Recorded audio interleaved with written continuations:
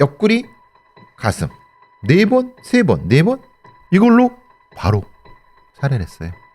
그 아주 절제된 공격이거든요. 네. 치명적인 부위가 아닌데 네. 공격을 한 거예요.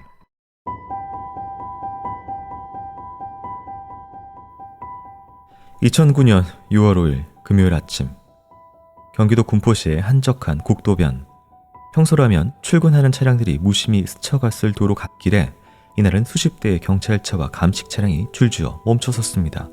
긴장된 표정의 수색대원들이 도로 옆 무성한 풀숲을 샅샅이 수색하기 시작했습니다. 얼마나 지났을까? 숲을 사이 누군가 몰래 버린 듯한 검은 비닐봉지가 눈에 띄었습니다.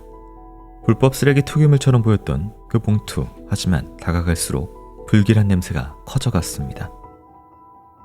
도로변 가드레일 넘어서 안쪽에 눈에 잘 띄지 않는 곳에서 검은 비닐봉지를 발견했습니다.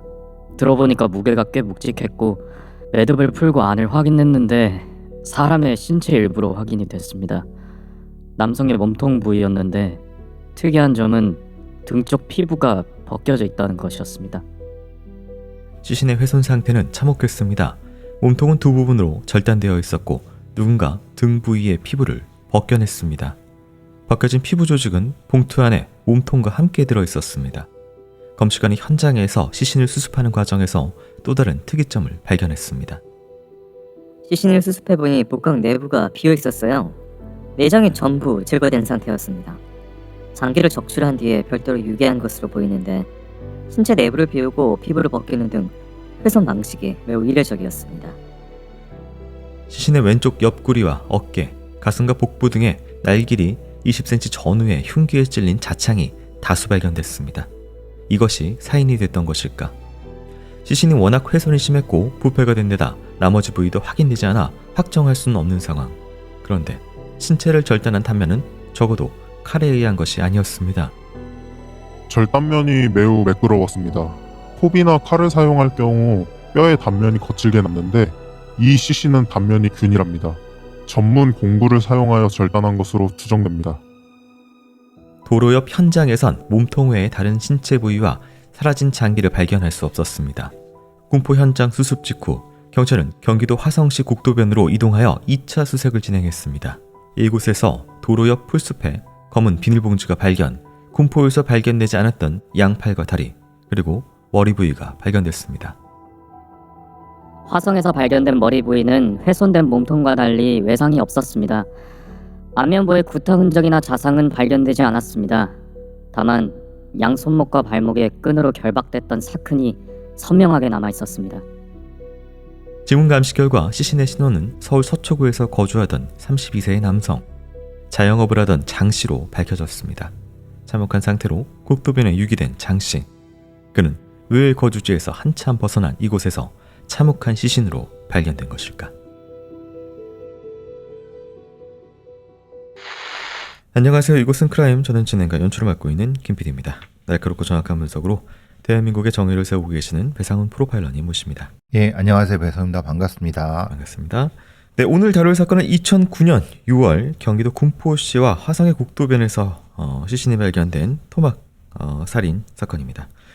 너무나 참혹하고 끔찍한 사건이었는데요. 이게 당시 바로 직전에 전임 대통령의 사고로 인해서 언론이 모두 다 포커스가 그쪽으로 가서 단 한 건의 보도도 좀 저는 발견하지 못한 상황입니다. 아시다시피 2009년 5월 말에 네. 고 노무현 대통령께서 서거하시는 네. 돌아가시는 서거 때문에 거의 모든 언론, 사회부, 정치부 다 붙어갖고 네. 아시다시피 그쪽으로만 취재가 됐죠. 그렇죠. 네. 이 사건이 굉장히 심각한 사건이잖아요. 네. 아시다시피 그리고 제가 여기서도 몇 번 했고 다른 사 했지만 김윤철 사건과 네. 강우순 사건 그 시기의 고공간입니다. 네. 이게 지금. 그러니까 왜 여기에 뜬금없이 이렇게 유기하느냐 생각해 보시면은 앞뒤로 또는 연결해 갖고 연쇄살인 사건이 그런 비슷하게 있었어요. 네. 그러면 이게 모범범죄의 상당한 부분 느낌이 옵니다. 그러니까 어디서 시신이 발견됐다. 예, 예. 이런 보도들을 보면은 네, 그렇죠. 거기로 좀 가서 버려야겠다. 그렇죠. 이게 지금 생각해보면 군포 했지만 실제로는 화성입니다. 화성. 네. 쉽게 말하면 화성 연쇄살인의 그 있는 거기와 군포 이렇게 연기는 그 공간입니다. 그때 또 그 흔히 말하는 화성 여대생 사건도 요 근처입니다. 그러니까 딱 왜 여기다 버렸을까? 근데 앞뒤로 사건들 보도되고 뭐 이렇게 보면은 그럴 수 있습니다. 그러니까 서울 서초구에서 거주하시던 분이 예. 여기로 옮겨진 게 이상한데 그렇죠. 살인 공간은 모르지만 예. 유기는 떠오를 수가 있다. 그렇죠. 네. 왜냐하면 혹시 거기다 버리면 네. 자신의 범죄 혐의를 넘어갈 수 있을까라고 하는 충분히 가능한. 근데 문제는 그게 아니라 이 사건은 훼손이 네. 너무 이상해요. 네. 보통의 훼손은 박춘봉 사건이라든가 네.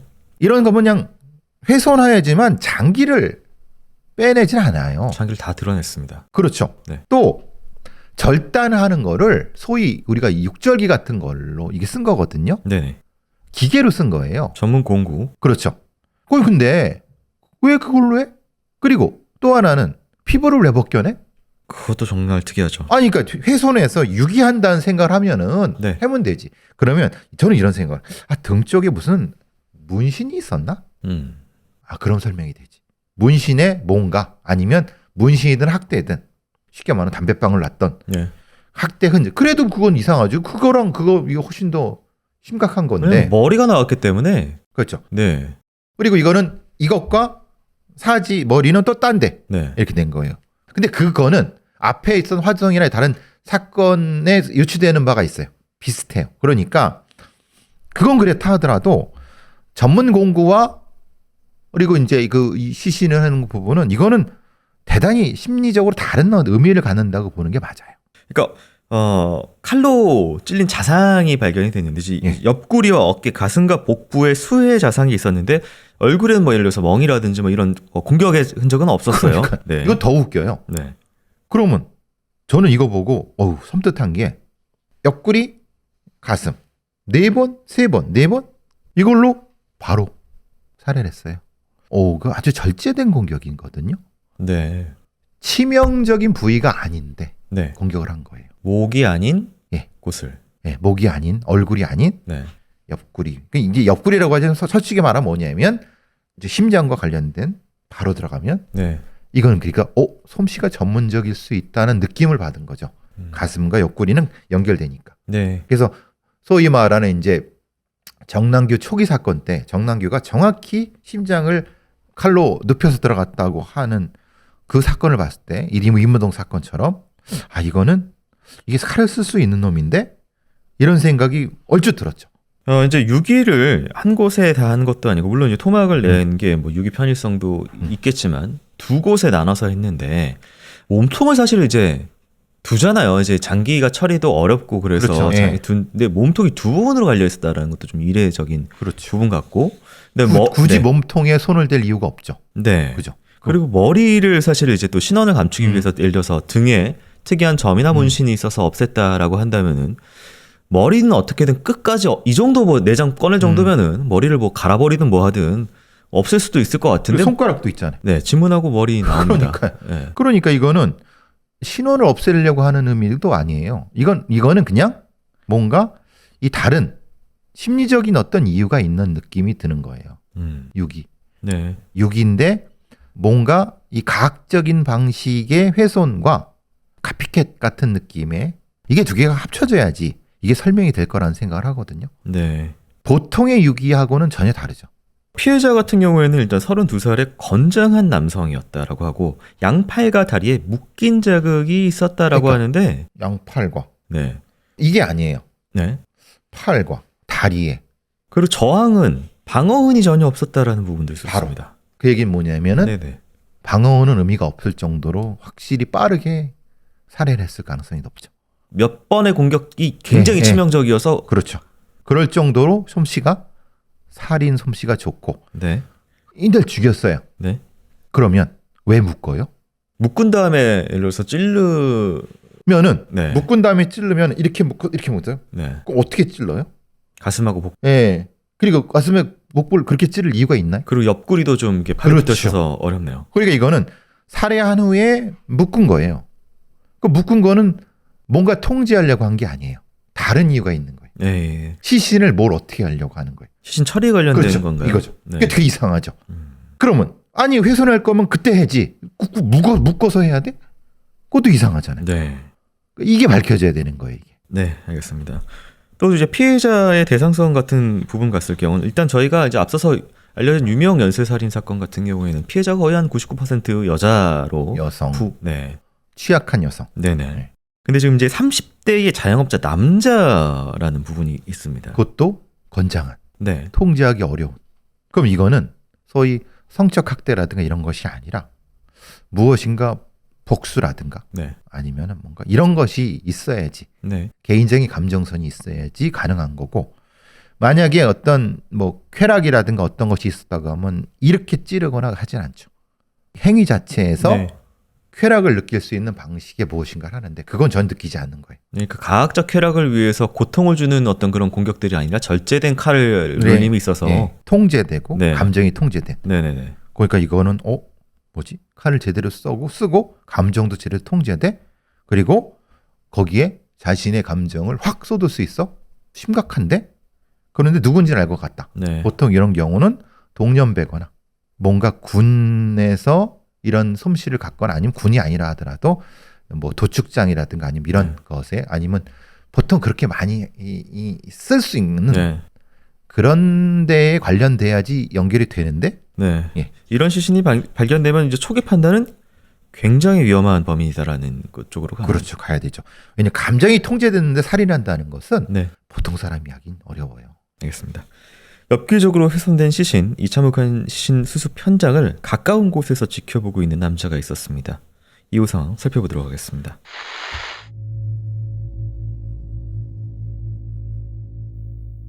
시신 수습이 한창이던 군포와 화성의 국도변, 분주하게 움직이는 감식반원들 뒤편, 통제선 너머에 주차된 경찰차 뒷좌석에는 이 모든 광경을 지켜보고 있는 한 남자가 있었습니다. 32살의 우씨. 그는 서울 서초구의 한 오피스텔에서 보일러와 전기, 소방시설을 관리하던 시설 관리인이었습니다. 우씨는 시신이 발견되기 하루 전 제발로 경찰서를 찾아왔습니다. 자신이 사람을 죽였다고 했습니다. 살인과 사체유기, 믿기 힘든 자백을 쏟아낸 그는 담담한 태도로 진술을 이어갔습니다.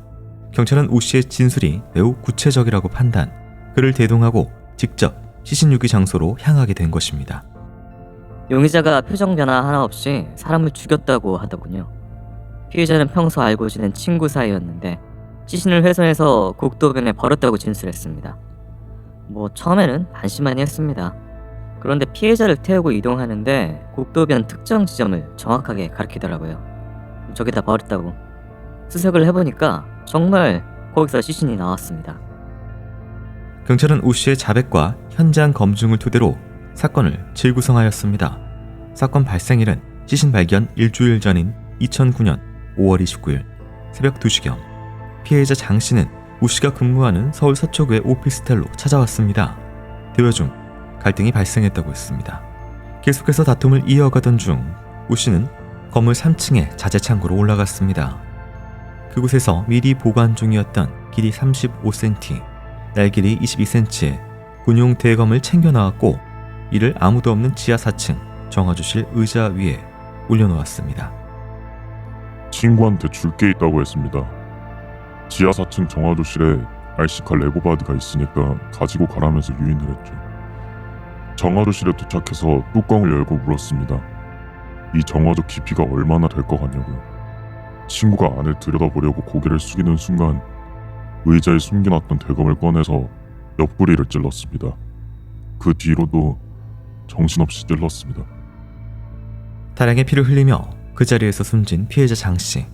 범인 우씨는 숨진 장씨의 옷을 모두 벗긴 뒤 양팔과 다리를 미리 준비해둔 붉은 전선으로 묶었습니다. 그리고 시신에 무거운 40리터짜리 페인트통을 연결해 매달았습니다. 범행 현장인 지하 4층 정화조실입니다. 일반인은 출입할 일도 없고 구조도 모르는 곳이죠. 피의자는 시신에 무거운 페인트통을 매달아서 정화조 중에서 폭기조에 던져 넣었습니다. 깊이가 3.5m나 되는 곳이라 웬만해선 발견되기 힘든 장소였습니다. 직업적 특성을 이용해 완벽한 은폐를 시도한 겁니다. 건물의 구조를 누구보다 잘 아는 시설 관리인의 치밀한 범행. 그렇게 피해자 장 씨는 차가운 콘크리트 바닥 아래 오피스텔 지하 정화조의 깊은 오물 속으로 가라앉았습니다. 새벽에 정화조실은 다시 고요해졌고 우 씨는 아무 일도 없었다는 듯 지상으로 올라왔습니다. 완벽한 은폐를 생각했던 우 씨. 하지만 완벽하게 가라앉힌 줄 알았던 시신이 6일 뒤 예상치 못한 모습으로 다시 드러났습니다.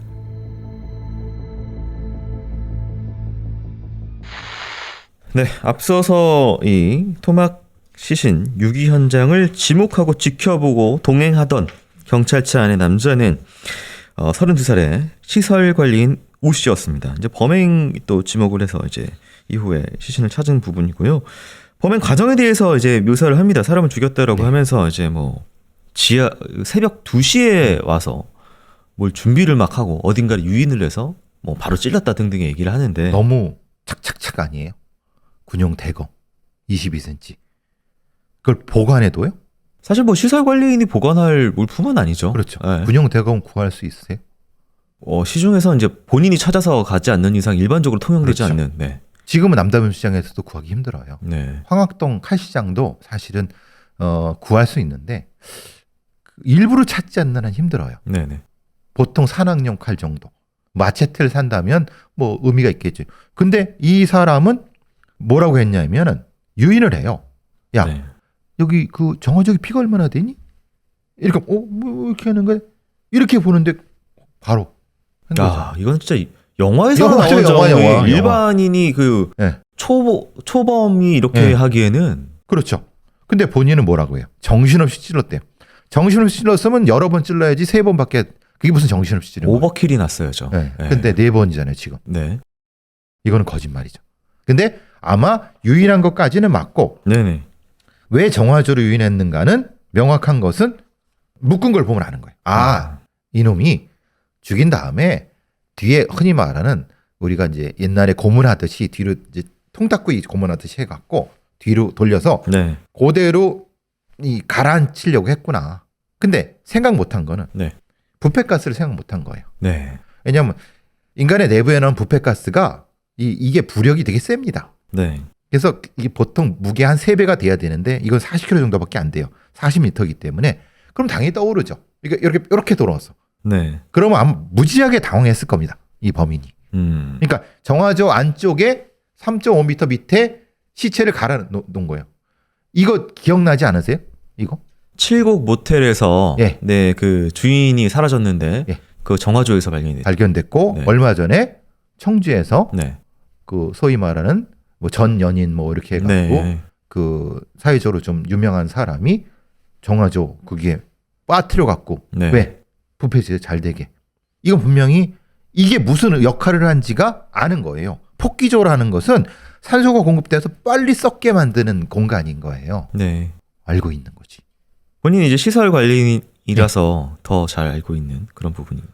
신정동 그 사건의 범인도 네. 그 건물의 시설 관리인이었어요. 네, 그렇죠. 그죠? 네. 너무나도 잘하는 방식으로 너무나도 잘하는 공간에 살해하고 네.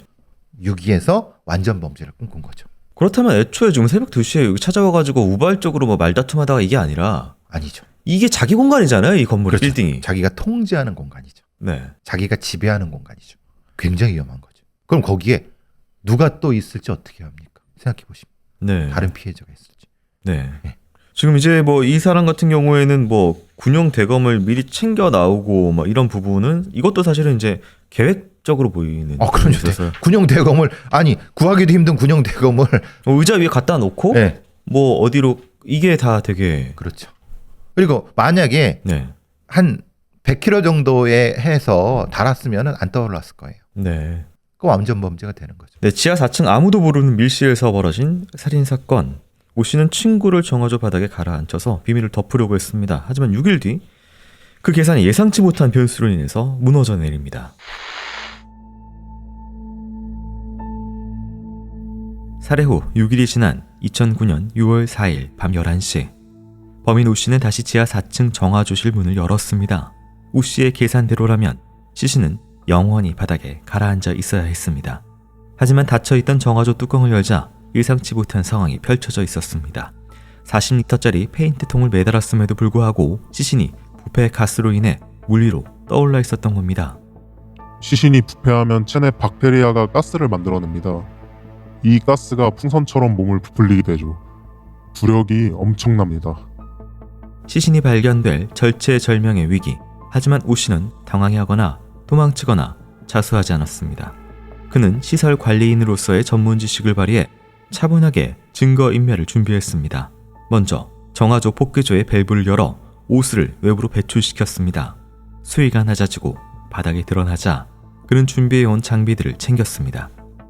현장에서 압수된 물품들을 보면 아주 계획적입니다.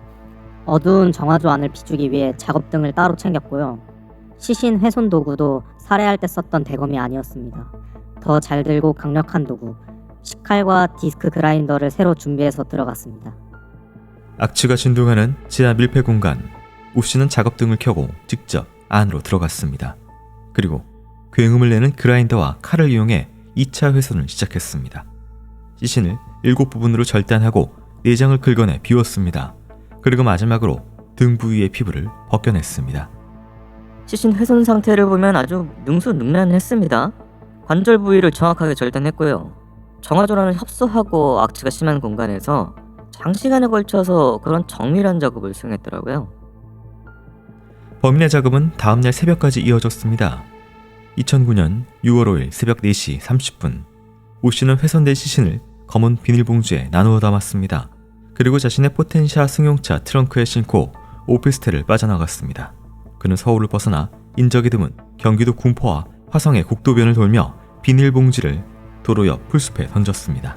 그는 왜 친구라는 장 씨에게 이런 끔찍한 일을 저지른 것일까? 너무 믿기지가 않아요. 저희 아들하고 둘이 친했고 저도 를 평소 내 친아들처럼 대했습니다. 어머니가 밥을 챙겨주며 아들처럼 이겼던 남자.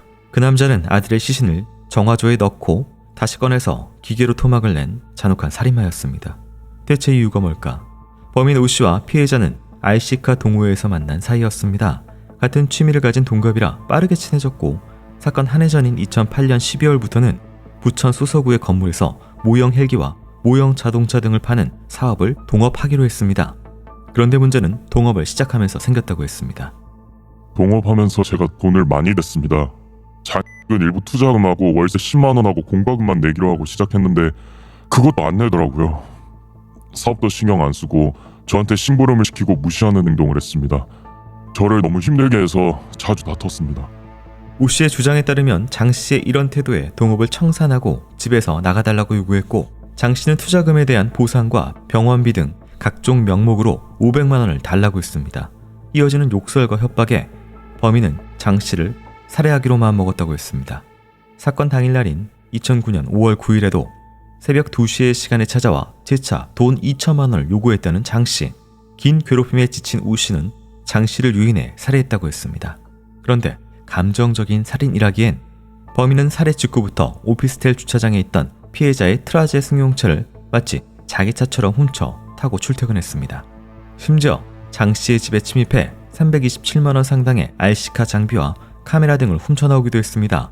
친구를 죽이고 친구의 차를 몰고 물건을 훔쳐 생활한 범인 우 씨. 그는 정말 장 씨의 괴롭힘에서 벗어나고 싶어 범죄를 저지른 것이 맞을까?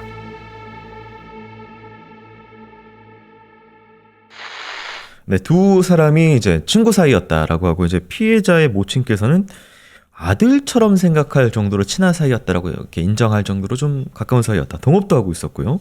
근데 이제 주장하는 바, 이제 범행 동기에 대해서 이제 주장하는 바 같은 경우에는 이게 뭐 사업을 같이 했는데 이게 전혀 뭐 농땡이 피우고 아무런 관심도 안 하고 나한테 계속 뭔가를 요구하고 나를 힘들게 했다라고 그런다고 사람을 죽이나요? 이렇게 토막내서 죽일 생각은 잘 안 하죠. 그러니까 이거는 네네네. 변명은 돼요. 아니 뭐 그럼 뭐 지가 그렇게 했겠지. 근데 그거 치고는 너무 구차하지 않습니까? 그러니까 사업을 같이 했다. 네. 그런데 실제로 생각해 보세요. 본인이 손해 본 건 얼마예요?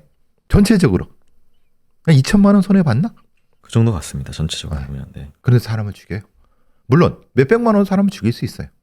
친구라며. 어머니도 알고 다 안되며. 네. 그러면 2천만 원 손해 봤으면 아니 그쪽 어머니한테 가서 그러니까 앞뒤가 잘 안 맞죠. 동기가 안 맞죠.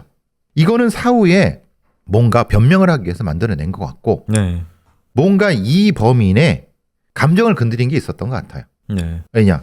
아마 무슨 뭐 나를 무시하는 행동을 하고 힘들게 했다. 이게 아마 감정적인 뭐가 있었던 거지 돈이라든가 동업은 사실은 네. 변명일 가능성이 높죠. 그러니까 뭐 여러 가지 짜증나게 하는 원인 중에서 동업이 뭐 일부분 들어갔을 수 있지만 가장 그 내면 깊은 곳에 있는 트리거는 다른 것일 수 있겠다라고. 그래서 제가 걸리는 게 네. 계속 군용 대검이 걸려요. 네. 물론 이 수사 기록을 제가 못 봤고 또 판결문 정도 봤지만은 네. 느낌은 혹시 전직 군인이거나 아니면 뭔가 이런 쪽에 관련된 놈이 아닐까라는 추정을 좀 조심스럽게 해봅니다. 부사관 전역자라든지. 예. 네. 그러니까 이런 거죠. 뭐 아시다시피 굉장히 그 뭐 요즘 나이 나오면 HID나 UDU 같은 애들 살인 병기 이런 애들은 네. 군대 기록이 잘 안 남습니다. 당연히. 근데 걔들은 그 살인을 이 실제로 그 훈련을 해봤기 때문에 네. 위험한 놈들이 많아요. 이 표현에 대해서 좀 다시 한번 좀 정리해 드릴게요. 살인병기라는 표현이 모독이 아니라요.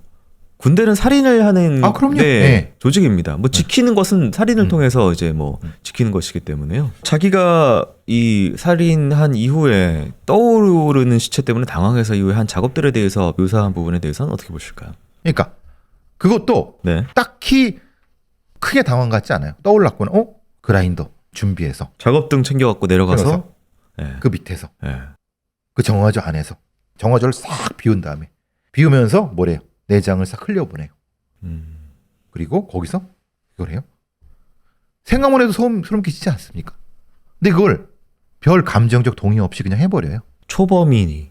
그러니까요. 뭐지? 저는 만약에 이런 범인을 봤으면은 네. 반드시 전적을 확인할 거예요. 그리고 심리적인 어떤 검사도 반드시 할 거예요.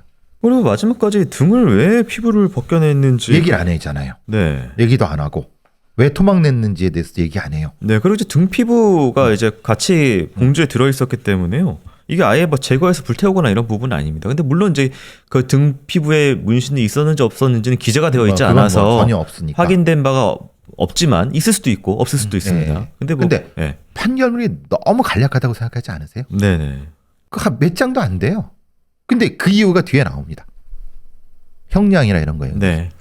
그 너무 이거를 수사를 대충 했나? 대충 할 수밖에 없죠. 왜? 자수했으니까. 근데 제가 늘 말씀드리잖아요. 자수했다고 해서 이게 흔히 말하는 반성했다.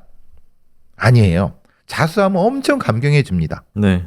그리고 공탁 걸었고 만약에 변호사들의 어떤 코치를 받거나 아니면 뭔가 경험 있는 누군가에 했다고 하면은 네. 이건 대단히 정교한 행위입니다. 수사망이 좁혀오고 사실 뭐 여러 가지 CCTV라든지 블랙박스 수사라든지 여러 가지가 있다면은 자기가 위협이 좀 느끼면은 자수를 선택하는 경우도 있기 때문에 그렇죠. 이건 또 전략으로 볼 수도 있는. 더군다나 네. 제가 왜 군을 의심하냐면 네.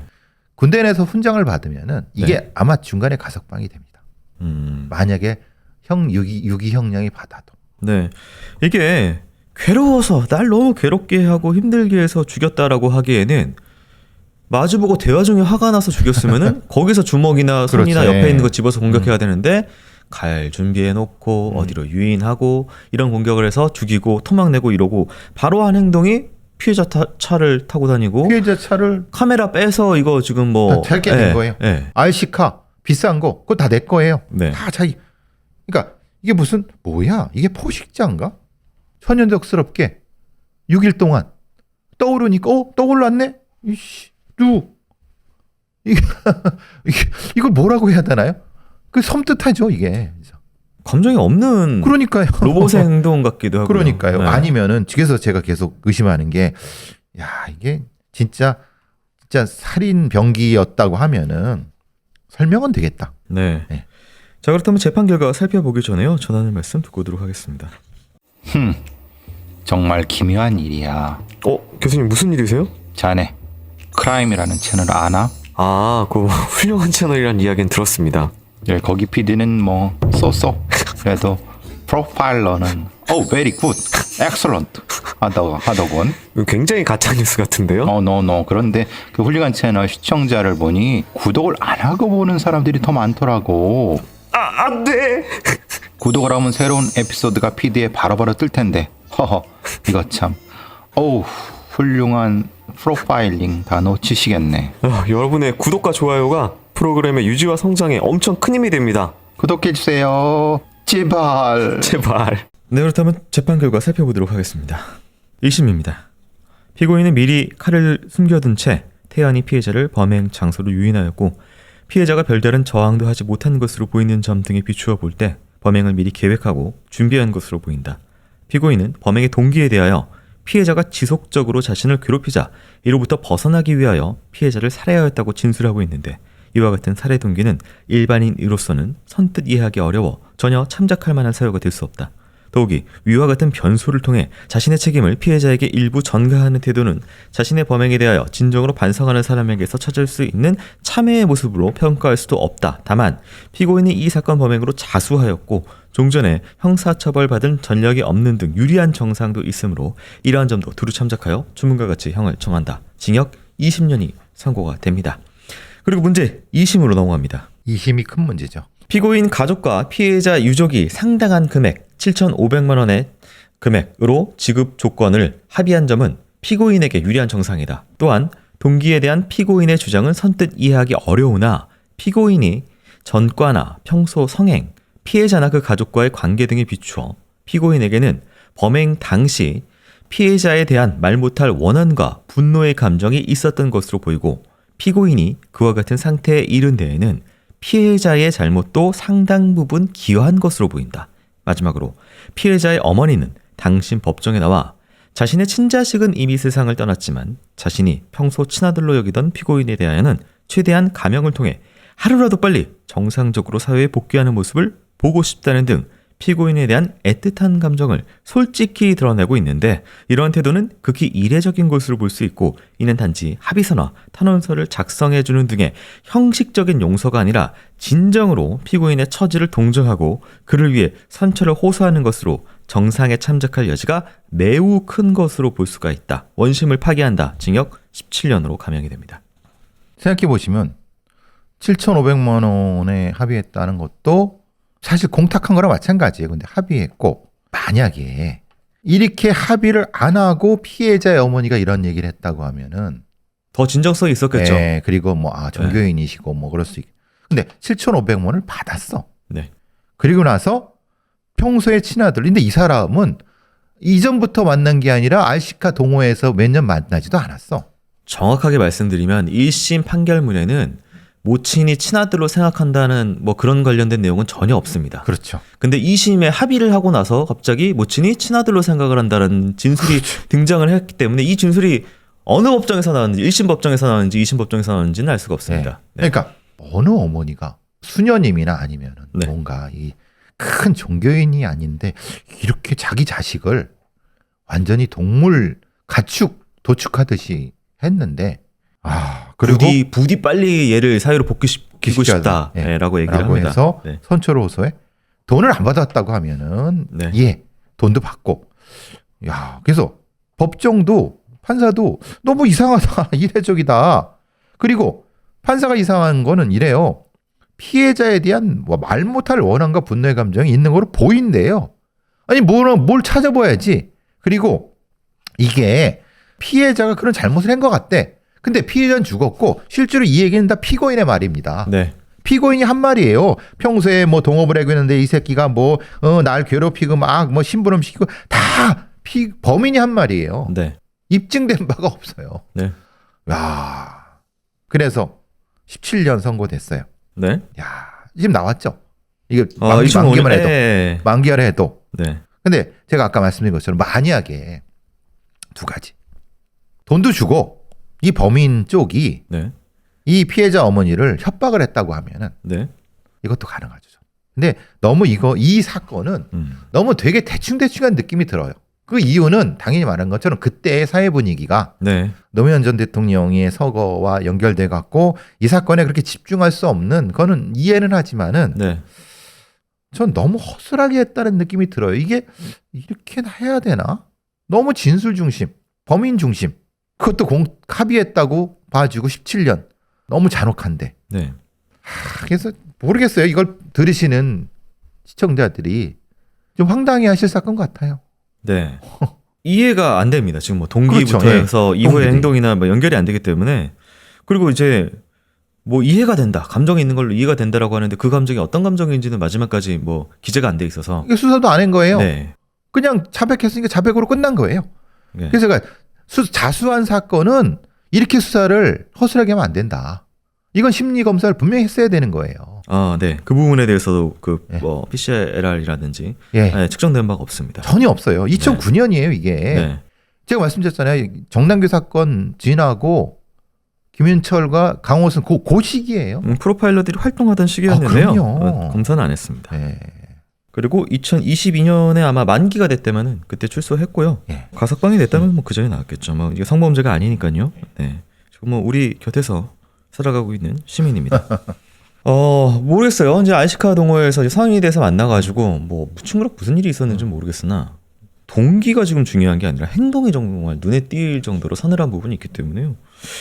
그 이후에는 또 이제 어떤 사회생활을 하고 있을지 궁금하고요. 돌아가신 분은 도대체 어떤 이유로 돌아가셨는지 그러니까 전혀 알 수가 없어. 없으나 하여튼 뭐 돌아가셨고 시신마저 참혹하게 또 훼손이 됐기 때문에 더더욱 더 안타깝습니다.